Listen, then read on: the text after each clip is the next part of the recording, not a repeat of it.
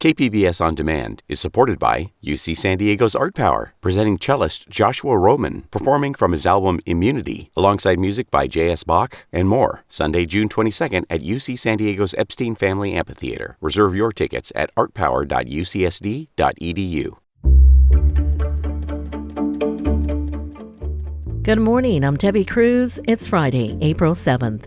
A history of high-profile sex-related scandals among Democrats. More on that next. But first, let's do the headlines.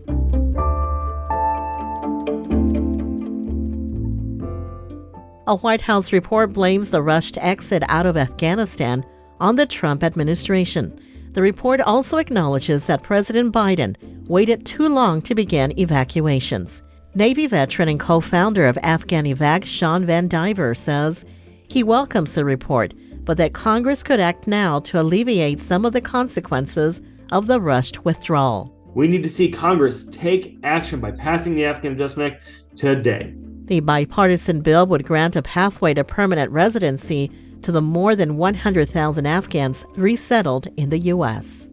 The U.S. Border Patrol is warning migrants of recent armed robberies and assaults in the Otay Mountain Wilderness area. 3 were reported at the end of last month.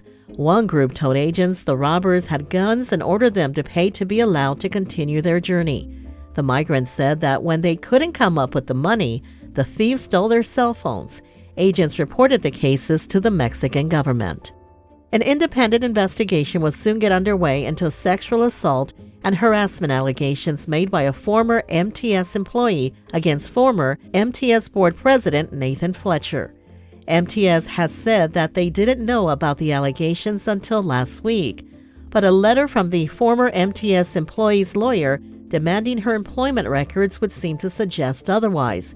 It's dated February 17th. When asked if someone at MTS was keeping the letter secret from the MTS board, acting board chair Stephen Whitburn said this. We have, as a board, decided that we are going to hire an independent counsel specifically to help us understand some of the questions that are being asked. Whitburn says the investigation will be expeditious and thorough and that the results will be made public. From KPBS, you're listening to San Diego News Now. Stay with me for more of the local news you need. KPBS On Demand is supported by Splatero, helping homeowners pay for home improvements by offering streamlined access to your home's equity with no additional monthly payments or new debt. Splatero provides a lump sum payment in exchange for a share of your home's future value. Pre-qualification available at splatero.com.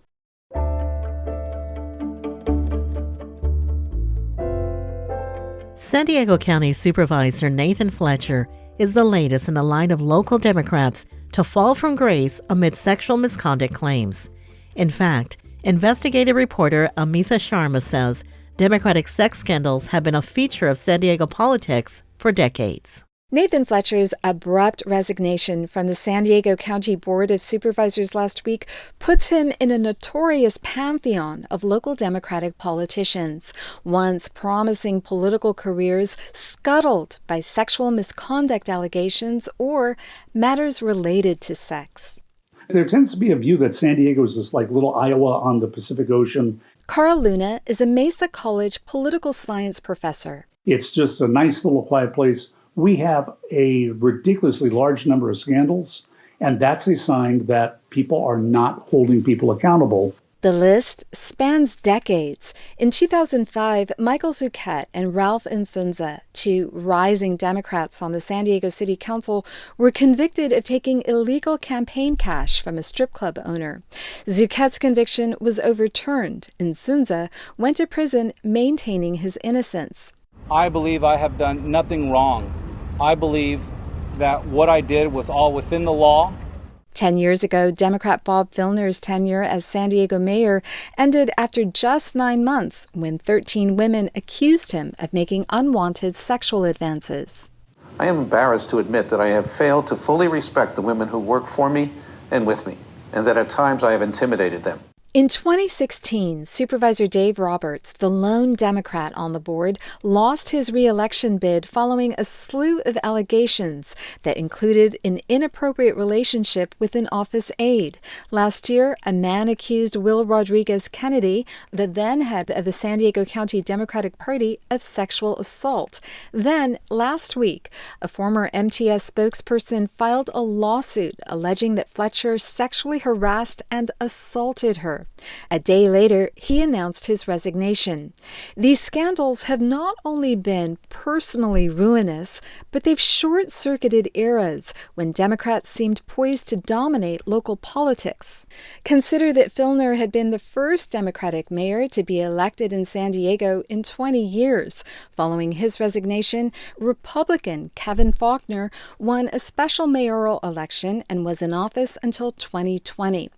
Fletcher's downfall comes less than 3 years after Democrats gained a majority on the Board of Supervisors for the first time in decades.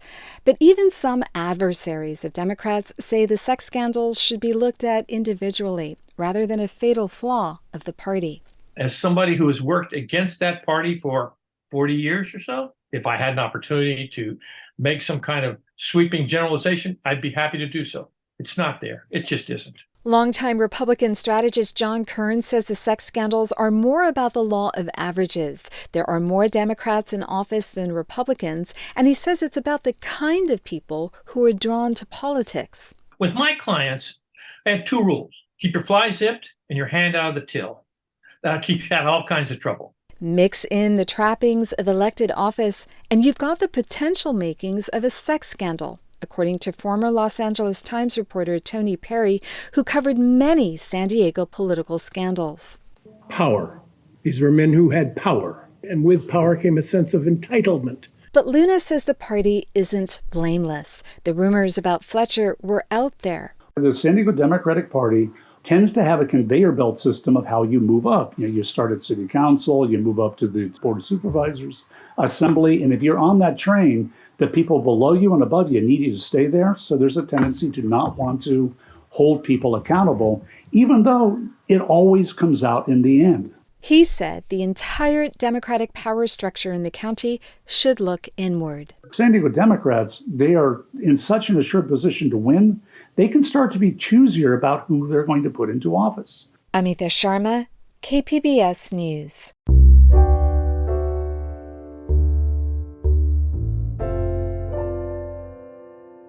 Affordable housing could be coming to the coast of Del Mar, which would help the city fall in line with state housing requirements. Reporter Jacob Ayers says not everyone is happy with the proposal. It's getting met with some pushback and alternative options. A developer is aiming to build a 259-unit apartment complex on an ocean bluff in Del Mar with 85 subsidized apartments, and they've submitted additional plans to the city. Pro-housing advocate Kevin Sabelico says the Seaside Ridge project is a great idea, but acknowledges it will be an uphill battle against the city of Del Mar and some local residents. There's a developer who wants to put a project right there on the bluff, and the city of Del Mar would like to say no, but they don't have a compliant housing element, so they can't. Del Mar City Council member Dave Drucker said the city will first work to get affordable housing at the fairgrounds, and they'll need a memorandum of understanding to build those by April 2024. He says if they're unable to do that, the city of Del Mar will have to rezone the North Bluff area and some areas of Del Mar's South Bluff to allow for 20 housing units per acre. Jacob Ayers, KPBS News. Coming up, our KPBS arts producer will fill you in on some weekend arts events she says are worth checking out. We'll have that and more just after the break.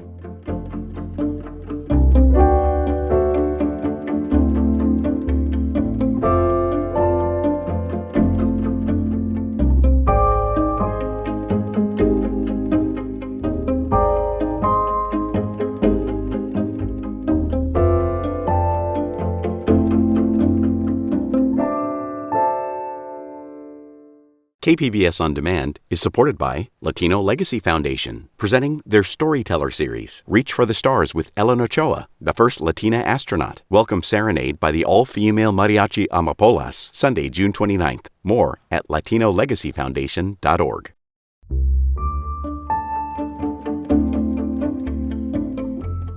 The Aztecs' historic March Madness run may be over, but reporter Melissa May tells us this is just the beginning of the benefits of making it to college basketball's national championship. The Aztecs may not have won this year's national championship, but their appearance is going to boost not only their basketball program, but the entire university will benefit.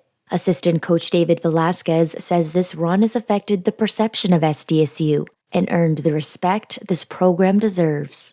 University is affected by Final Four runs. There's no questions about it. The applications for admissions will just go through the roof. We've seen it with other teams like VCU, Wichita State, Butler, Loyola Chicago, teams that have gone to a Final Four. It's absolutely affected not just the men's basketball program, but the university as a whole. According to SDSU, there has been an 88% increase in SDSU webpage views and a 59% increase in traffic to their admissions page. And most notably, the school received an equivalent of $200 million in free advertising. Melissa May, KPBS News. There have been changes to how the SDSU men's basketball team will be honored this weekend. Instead of a parade, there will be a celebration at Snapdragon Stadium in Mission Valley tomorrow night. The head coach and players will give speeches. Some concession stands will be open and team and Final Four merchandise will be for sale.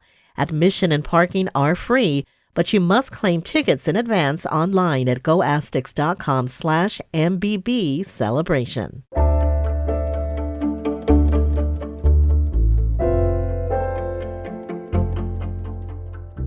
As we head into the weekend, my colleague Julia Dixon-Evans has details on some weekend arts events happening in the county. She spoke with Midday Edition host Maureen Cavanaugh and started by talking about all that's going on with the Barrio Art Crawl. So it's monthly and it happens this Saturday. It runs noon to 8 o'clock. And in particular, this month in Logan Heights, you can catch a special presentation from the Fern Street Circus. They're going to kick off their spring neighborhood tour. They'll be doing that at Memorial Park at 2 p.m. And they have a bilingual ringmaster, Mimo Mendez. And then also in Barrio Logan along Logan Avenue, there's something like 30 galleries and a ton of shops, a bunch of food options as well. One thing I'm looking forward to, just because it's going to be really cute, is at Luna Bloom Shop. They're having a Little Artists Kids Art exhibition. And then also at Bread and Salt, there is some new stuff, and some of the older exhibitions are still on view. So if you haven't had a chance to check those out, now's the time. It's good to know that you like those really cute things. You're not always highbrow art classicals. You like little kids' art, too. Thank you, Julia, for that. Okay, so next up is an art block party at the Museum of Contemporary Art San Diego in La Jolla on Sunday. Yeah, this is one of their Prebis Play Days at the museum. They have free art-making activities. This time they're inspired by these playground paintings by Amy Adler. One of those is actually on view at the museum, but basically it's going to be a chance for kids and families to map out and draw their favorite playgrounds. There's a group music lesson, there's a story time, but the museum is free all day for anyone, regardless of your age. Let's close out with some music. You have a local show on your radar at the Casbah on Saturday night. Who's performing? This is a band called Jupiter Flight. They're three brothers, Jorge, Ricardo, and Daniel Quevedo. The drummer is the vocalist, which is always super fun to watch live. I get kind of a Black Rebel Motorcycle Club vibe, but also a little bit of Billy Idol from this band. Yo sé que te fallé ayer y no sé qué voy a hacer tal vez. This is one of the tracks from a recent EP they put out. And also, Night Lapse is performing. They'll open. They're a Chula Vista, Tijuana band, so two great bands right there. That was arts producer Julia Dixon-Evans, speaking with Midday Edition host Maureen Cavanaugh. You can find details on all these events and more at kpbs.org/arts. And as always, you can find more San Diego news online at kpbs.org. That's it for the podcast today. This podcast is produced by KPBS senior producer Brooke Ruth and producer Emmeline Mohebi. I'm Debbie Cruz. Thanks for listening and have a great weekend.